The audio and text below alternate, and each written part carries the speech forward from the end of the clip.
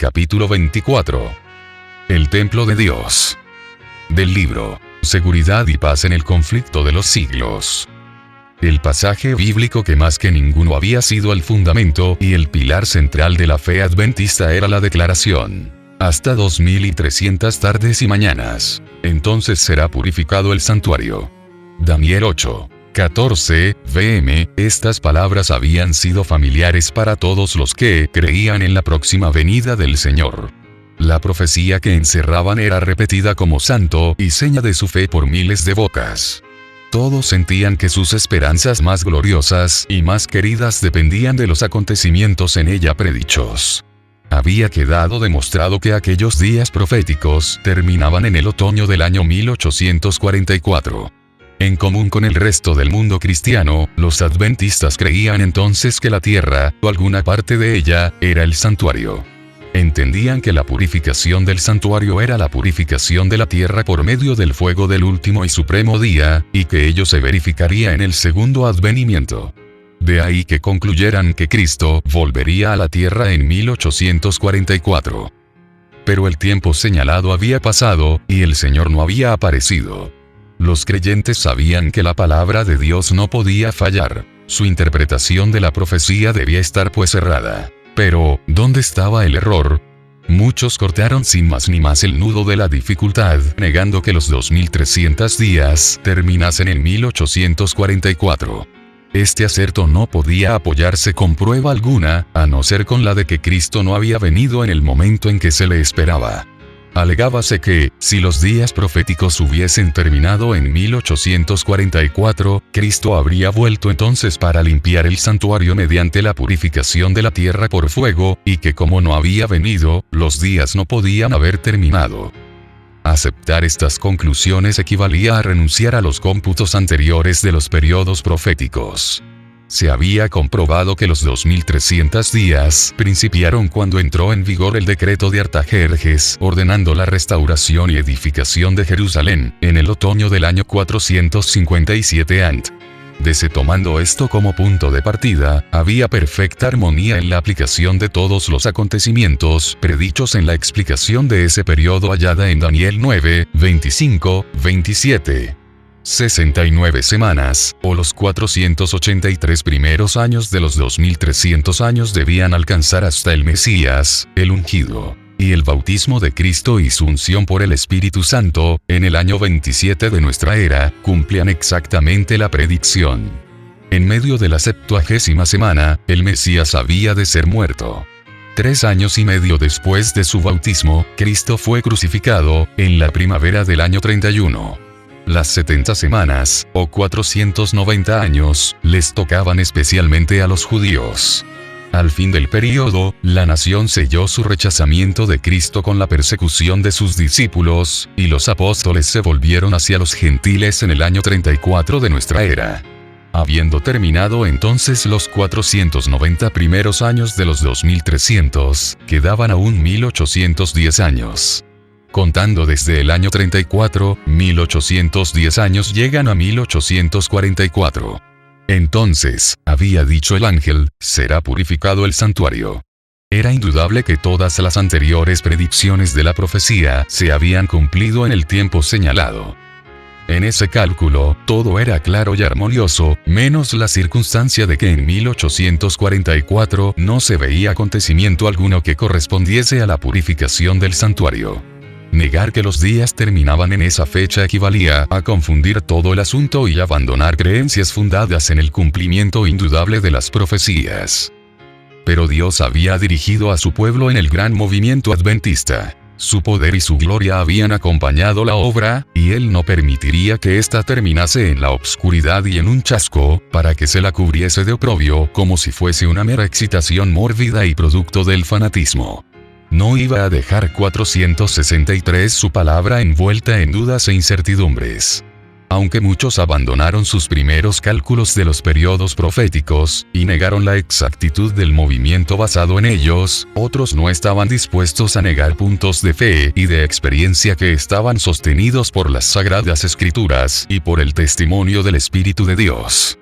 creían haber adoptado en sus estudios de las profecías sanos principios de interpretación, y que era su deber atenerse firmemente a las verdades ya adquiridas, y seguir en el mismo camino de la investigación bíblica.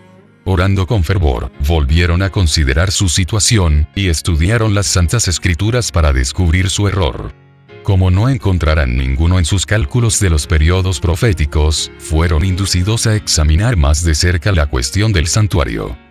En sus investigaciones vieron que en las Santas Escrituras no hay prueba alguna en apoyo de la creencia general de que la tierra es el santuario. Pero encontraron en la Biblia una explicación completa de la cuestión del santuario, su naturaleza, su situación y sus servicios. Pues el testimonio de los escritores sagrados era tan claro y tan amplio que despejaba este asunto de toda duda.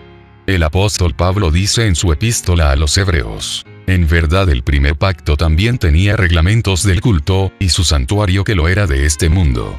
Porque un tabernáculo fue preparado, el primero, en que estaban el candelabro y la mesa y los panes de la proposición, el cual se llama el lugar santo. Y después del segundo velo, el tabernáculo que se llama el lugar santísimo, que contenía el incensario de oro y el arca del pacto, cubierta toda en derredor de oro, en la cual estaba el vaso de oro que contenía el maná, y la vara de Aarón que floreció, y las tablas del pacto, y sobre ella, los querubines de gloria, que hacían sombra al propiciatorio. Hebreos 9, 1, 5, pm. El santuario al cual se refiere aquí San Pablo era el tabernáculo construido por Moisés a la orden de Dios como morada terrenal del Altísimo. Me harán un santuario, para que yo 464 habite en medio de ellos. Éxodo 25, 8, vm, había sido la orden dada a Moisés mientras estaba en el monte con Dios. Los israelitas estaban peregrinando por el desierto, y el tabernáculo se preparó de modo que pudiese ser llevado de un lugar a otro. No obstante, era una construcción de gran magnificencia. Sus paredes consistían en tablones ricamente revestidos de oro y asegurados en basas de plata, mientras que el techo se componía de una serie de cortinas o cubiertas, las de fuera de pieles, y las interiores de lino fino magníficamente recamado con figuras de querubines. A más del atrio exterior, donde se encontraba el altar del holocausto, el tabernáculo propiamente dicho consistía en dos departamentos llamados el lugar santo y el lugar santísimo, separados por rica y magnífica cortina, o velo. Otro velo semejante cerraba la entrada que conducía al primer departamento. En el lugar santo se encontraba hacia el sur el candelabro, con sus 7 lámparas que alumbraban el santuario día y noche. Hacia el norte estaba la mesa de los panes de la proposición. Y ante el velo que separaba el lugar santo del Santísimo estaba el altar de oro para el incienso, del cual ascendía diariamente a Dios una nube de sahumerio junto con las oraciones de Israel. En el lugar santísimo se encontraba el arca, cofre de madera preciosa cubierta de oro, depósito de las 2 tablas de piedra sobre las cuales Dios había grabado la ley de los 10 mandamientos.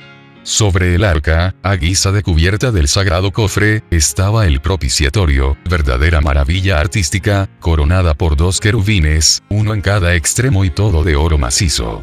En este departamento era donde se manifestaba la presencia divina en la nube de gloria entre los querubines.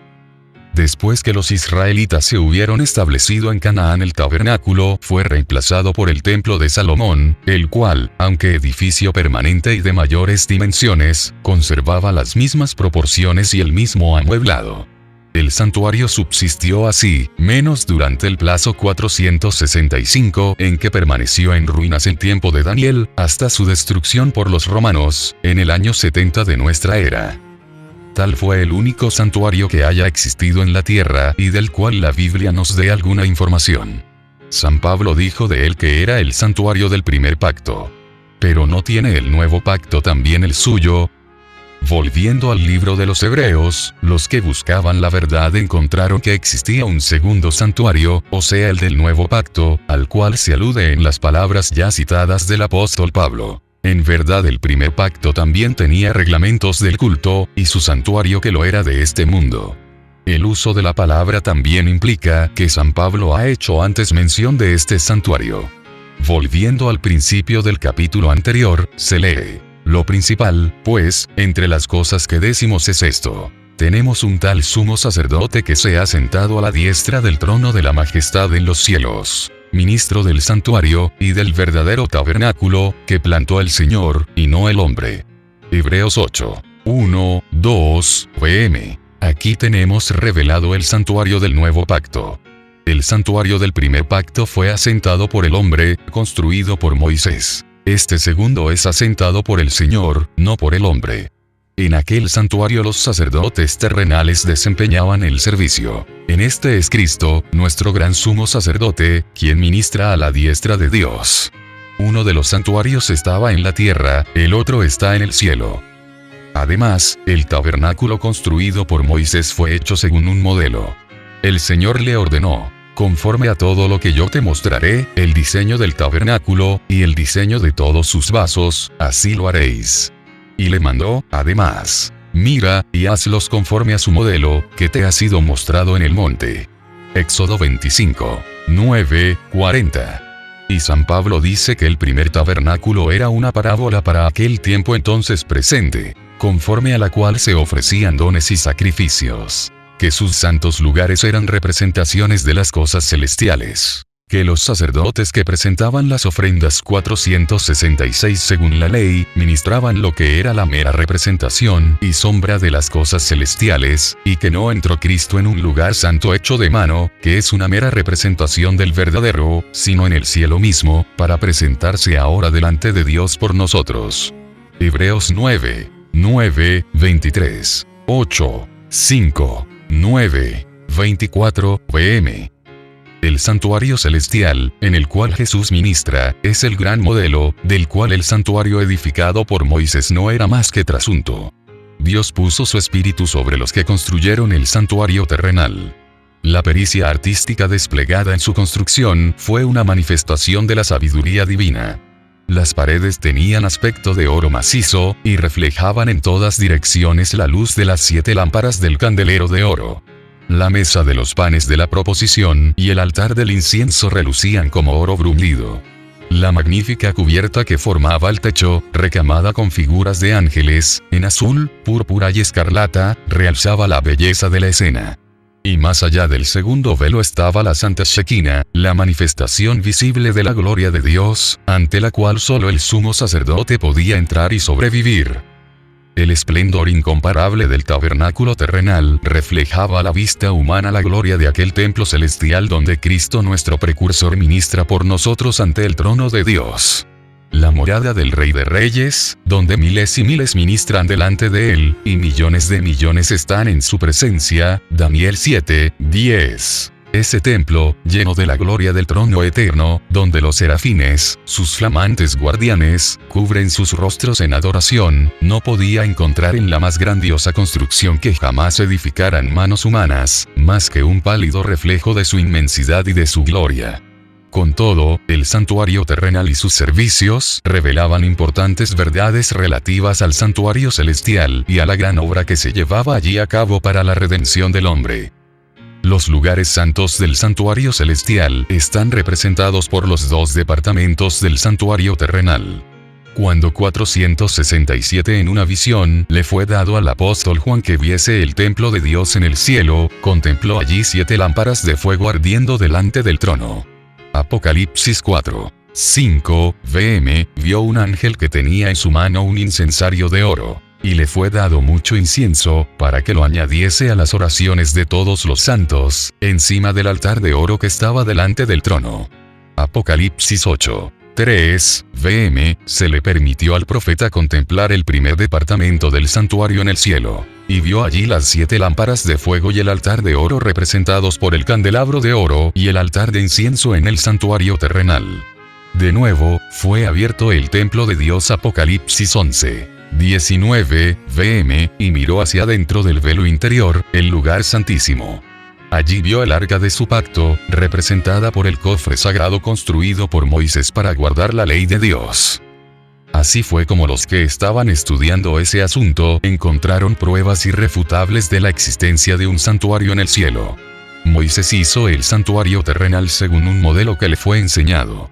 San Pablo declara que ese modelo era el verdadero santuario que está en el cielo. Y San Juan afirma que lo vio en el cielo. En el templo celestial, la morada de Dios, su trono está asentado en juicio y en justicia. En el lugar santísimo está su ley, la gran regla de justicia por la cual es probada toda la humanidad. El arca, que contiene las tablas de la ley, está cubierta con el propiciatorio, ante el cual Cristo ofrece su sangre a favor del pecador.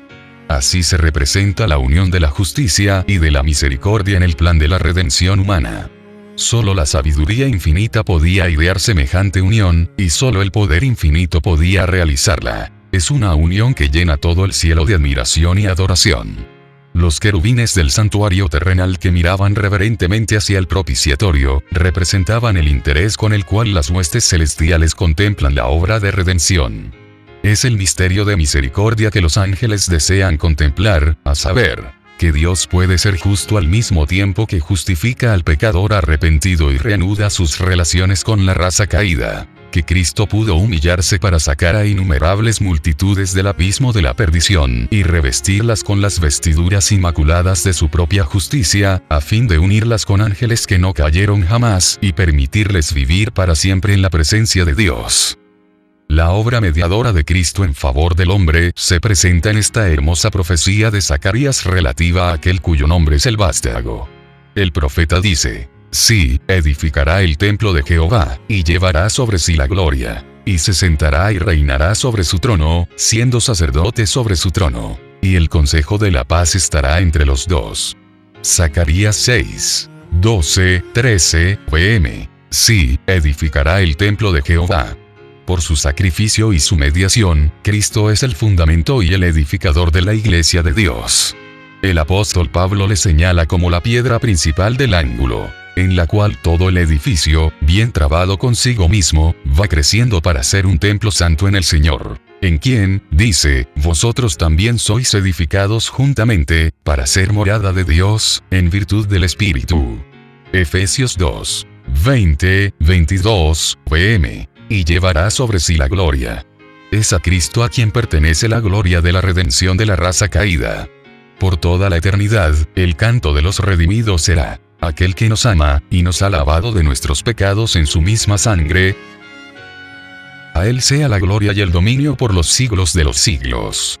Apocalipsis 1, 5, 6, pm. Y se sentará y reinará sobre su trono, siendo sacerdote sobre su trono. No todavía sobre el trono de su gloria. El reino de gloria no le ha sido dado aún. Solo cuando su obra mediadora haya terminado, le dará el Señor Dios el trono de David su padre, un reino del que no habrá fin. S. Lucas 1, 32, 33. Como sacerdote, Cristo está sentado ahora con el Padre en su trono. Apocalipsis 3, 21. En el trono, en compañía del Dios eterno que existe por sí mismo, está aquel que ha llevado nuestros padecimientos, y con nuestros dolores se cargó, quien fue tentado en todo punto, así como nosotros, mas sin pecado, para que pudiese también socorrer a los que son tentados. Si alguno pecaré, abogado tenemos para con el Padre, a saber, a Jesucristo el justo. Isaías 53, 4, Hebreos 4, 15, 2, 18, 1 Juan 2, 1, vm, su intercesión es la de un cuerpo traspasado y quebrantado y de una vida inmaculada. Las manos heridas, el costado abierto, los pies desgarrados, abogan en favor del hombre caído, cuya redención fue comprada a tan infinito precio. Y el consejo de la paz estará entre los dos. El amor del Padre, no menos que el del Hijo, es la fuente de salvación para la raza perdida. Jesús había dicho a sus discípulos antes de irse: no os digo que yo rogaré al Padre por vosotros, pues el mismo Padre os ama. S. Juan 16, 26, 27. Dios estaba en Cristo, reconciliando consigo mismo el mundo. 2 Corintios 5, 19, vm, y en el ministerio del santuario celestial, el consejo de la paz estará entre los dos. De tal manera amó Dios al mundo, que dio a su Hijo unigénito, para que todo aquel que cree en él, no perezca, sino que tenga vida eterna. S. Juan 3, 16, pm. Las escrituras contestan con claridad a la pregunta: ¿qué es el santuario? La palabra santuario, tal cual la usa la Biblia, se refiere, en primer lugar, al tabernáculo que construyó Moisés, como figura o imagen de las cosas celestiales. Y, en segundo lugar, al verdadero tabernáculo en el cielo, hacia el cual señalaba el santuario terrenal. Muerto Cristo, terminó el ritual típico. El verdadero tabernáculo en el cielo es el santuario del nuevo pacto. Y como la profecía de Daniel 8:14 se cumple en esta dispensación, el santuario al cual se refiere debe ser el santuario del nuevo pacto. Cuando terminaron los 2300 días, en 1844, hacía muchos siglos que no había santuario en la tierra. De manera que la profecía, hasta 2300 tardes y mañanas, entonces será purificado el santuario, se refiere indudablemente al santuario que está en el cielo. Pero queda aún la pregunta más importante por contestar. ¿Qué es la purificación del santuario? En el Antiguo Testamento se hace mención de un servicio tal con referencia al santuario terrenal. Pero ¿puede haber algo que purificar en el cielo? En el 9º capítulo de la Epístola a los Hebreos, se menciona claramente la purificación de ambos santuarios, el terrenal y el celestial. Según la ley, casi todas las cosas son purificadas con sangre. Y sin derramamiento de sangre no hay remisión. Fue pues necesario que las representaciones de las cosas celestiales fuesen purificadas con estos sacrificios, pero las mismas cosas celestiales, con mejores sacrificios que estos. Hebreos 9:22-23, vm, a saber, la preciosa sangre de Cristo. En ambos servicios, el típico y el real, la purificación debe efectuarse con sangre. En aquel con sangre de animales. En este, con la sangre de Cristo. San Pablo dice que la razón por la cual esta purificación debe hacerse con sangre, es porque sin derramamiento de sangre no hay remisión. La remisión, o sea el acto de quitar los pecados, es la obra que debe realizarse. Pero ¿cómo podía relacionarse el pecado con el santuario del cielo o con el de la tierra? Puede saberse esto estudiando el servicio simbólico, pues los sacerdotes que oficiaban en la tierra, ministraban lo que es la mera representación y sombra de las cosas celestiales. Hebreos 8:5, vm. El servicio del santuario terrenal consistía en dos partes. Los sacerdotes ministraban diariamente en el lugar santo, mientras que una vez al año el sumo sacerdote efectuaba un servicio especial de expiación en el lugar santísimo, para purificar el santuario. Día tras día el pecador arrepentido llevaba su ofrenda a la puerta del tabernáculo, y poniendo la mano sobre la cabeza de la víctima, confesaba sus pecados, transfiriéndolos así figurativamente de sí mismo en la víctima inocente. Luego se mataba el animal. Sin derramamiento de sangre, dice el apóstol, no hay remisión de pecados. La vida de la carne en la sangre está. Levítico 17:11. La ley de Dios quebrantada exigía la vida del transgresor. La sangre, que representaba la vida comprometida del pecador, cuya culpa cargaba la víctima, la llevaba el sacerdote al lugar santo y la salpicaba ante el velo, detrás del cual estaba el arca que contenía la ley que el pecador había transgredido. Mediante esta ceremonia, el pecado era transferido figurativamente, por intermedio de la sangre, al santuario. En ciertos casos, la sangre no era llevada al lugar santo, pero el sacerdote debía entonces comer la carne, como Moisés lo había mandado a los hijos de Aarón, diciendo: «Diola él a vosotros para llevar la iniquidad de la congregación». Levítico 10:17. Ambas ceremonias simbolizaban por igual la transferencia del pecado del penitente al santuario. Tal era la obra que se llevaba a cabo día tras día durante todo el año. Los pecados de Israel eran transferidos así al santuario, y se hacía necesario un servicio especial para eliminarlos. Dios mandó que se hiciera una expiación por cada uno de los departamentos sagrados. Así hará expiación por el santuario, a causa de las inmundicias de los hijos de Israel y de sus transgresiones, con motivo de todos sus pecados. Y del mismo modo hará con el tabernáculo de reunión, que reside con ellos, en medio de sus inmundicias. Debía hacerse también una expiación por el altar. Lo purificará y lo santificará, a causa de las inmundicias de los hijos de Israel. Levítico 16:19, pm. Una vez al año, en el gran día de las expiaciones, el sacerdote entraba en el lugar santísimo para purificar el santuario. El servicio que se realizaba allí completaba la serie anual de los servicios. En el día de las expiaciones se llevaban 2 machos cabríos a la entrada del tabernáculo y se echaban suertes sobre ellos, la una suerte para Jehová y la otra para Azazel. Vers. 8. El macho cabrío sobre el cual caía la suerte para Jehová debía ser inmolado como ofrenda por el pecado del pueblo. Y el sacerdote debía llevar velo adentro la sangre de aquel y rociarla sobre el propiciatorio y delante de él. También había que rociar con ella el altar del incienso, que se encontraba delante del velo. Y pondrán entrambas manos sobre la cabeza del macho cabrío vivo, y confesará sobre él todas las iniquidades de los hijos de Israel, y todas sus transgresiones, a causa de todos sus pecados, cargándolos así sobre la cabeza del macho cabrío, y le enviará al desierto por mano de un hombre idóneo.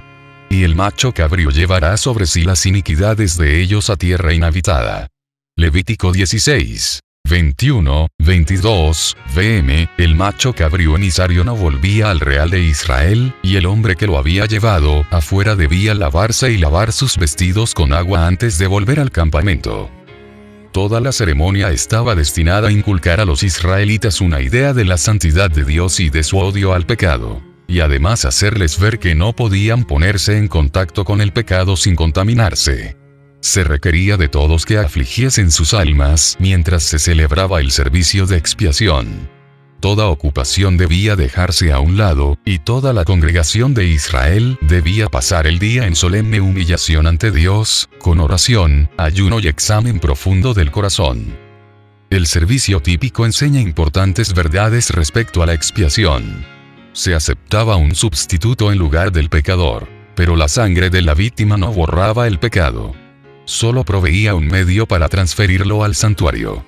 Con la ofrenda de sangre, el pecador reconocía la autoridad de la ley, confesaba su culpa, y expresaba su deseo de ser perdonado mediante la fe en un Redentor por venir, pero no estaba aún enteramente libre de la condenación de la ley.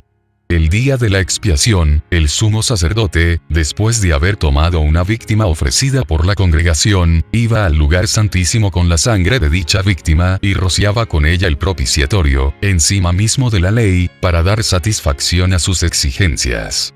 Luego, en calidad de mediador, tomaba los pecados sobre sí y los llevaba fuera del santuario. Poniendo sus manos sobre la cabeza del segundo macho cabrío, confesaba sobre él todos esos pecados, transfiriendo los 473 así figurativamente de él al macho cabrío emisario. Este los llevaba luego lejos y se los consideraba como si estuviesen para siempre quitados y echados lejos del pueblo. Tal era el servicio que se efectuaba como mera representación y sombra de las cosas celestiales. Y lo que se hacía típicamente en el santuario terrenal, se hace en realidad en el santuario celestial. Después de su ascensión, nuestro Salvador empezó a actuar como nuestro sumo sacerdote. San Pablo dice: no entró Cristo en un lugar santo hecho de mano, que es una mera representación del verdadero, sino en el cielo mismo, para presentarse ahora delante de Dios por nosotros.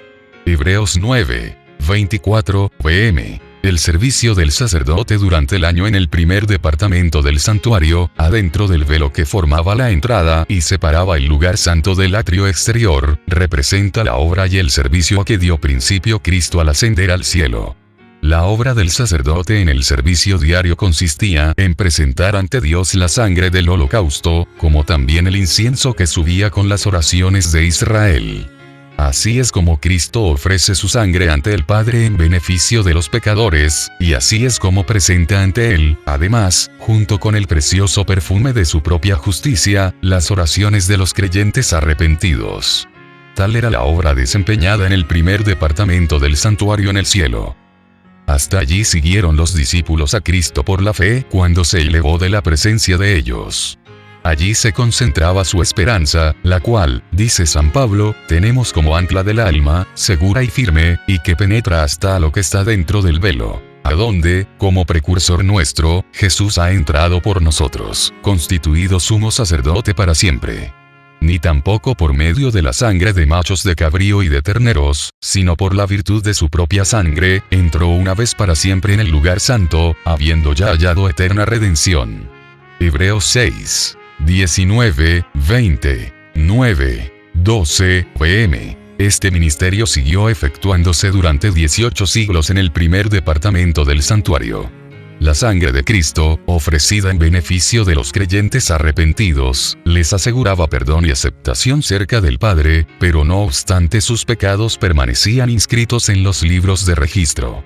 Como en el servicio típico había una obra de expiación al fin del año, así también, antes de que la obra de Cristo para la redención de los hombres se complete, queda por hacer una obra de expiación para quitar el pecado del santuario. Este es el servicio que empezó cuando terminaron los 2300 días. Entonces, así como lo había anunciado Daniel el profeta, nuestro sumo sacerdote entró en el lugar santísimo, para cumplir la última parte de su solemne obra, la purificación del santuario. Así como en la antigüedad los pecados del pueblo eran puestos por fe sobre la víctima ofrecida, y por la sangre de ésta se transferían figurativamente al santuario terrenal, así también, en el nuevo pacto, los pecados de los que se arrepienten son puestos por fe sobre Cristo, y transferidos, de hecho, al santuario celestial. Y así como la purificación típica de lo terrenal se efectuaba quitando los pecados con los cuales había sido contaminado, así también la purificación real de lo celestial debe efectuarse quitando o borrando los pecados registrados en el cielo. Pero antes de que esto pueda cumplirse deben examinarse los registros para determinar quiénes son los que, por su arrepentimiento del pecado y su fe en Cristo, tienen derecho a los beneficios de la expiación cumplida por Él. La purificación del santuario implica por lo tanto una obra de investigación, una obra de juicio. Esta obra debe realizarse antes de que venga Cristo para redimir a su pueblo, pues cuando venga, su galardón está con Él, para que pueda otorgar la recompensa a cada uno según haya sido su obra. Apocalipsis 22:12. Así que los que andaban en la luz de la palabra profética, vieron que en lugar de venir a la tierra al fin de los 2300 días, en 1844, Cristo entró entonces en el lugar santísimo del santuario celestial para cumplir la obra final de la expiación preparatoria para su venida. Se vio además que, mientras que el holocausto señalaba a Cristo como sacrificio, y el sumo sacerdote representaba a Cristo como mediador, el macho cabrío simbolizaba a Satanás, autor del pecado, sobre quien serán colocados finalmente los pecados de los verdaderamente arrepentidos. Cuando el sumo sacerdote, en virtud de la sangre del holocausto, quitaba los pecados del santuario, los ponía sobre la cabeza del macho cabrío para Azazel. Cuando Cristo, en virtud de su propia sangre, quite del santuario celestial los pecados de su pueblo al fin de su ministerio, los pondrá sobre Satanás, el cual en la consumación del juicio debe cargar con la pena final. El macho cabrío era enviado lejos a un lugar desierto, para no volver jamás a la congregación de Israel. Así también Satanás será desterrado para siempre de la presencia de Dios y de su pueblo, y será aniquilado en la destrucción final del pecado y de los pecadores.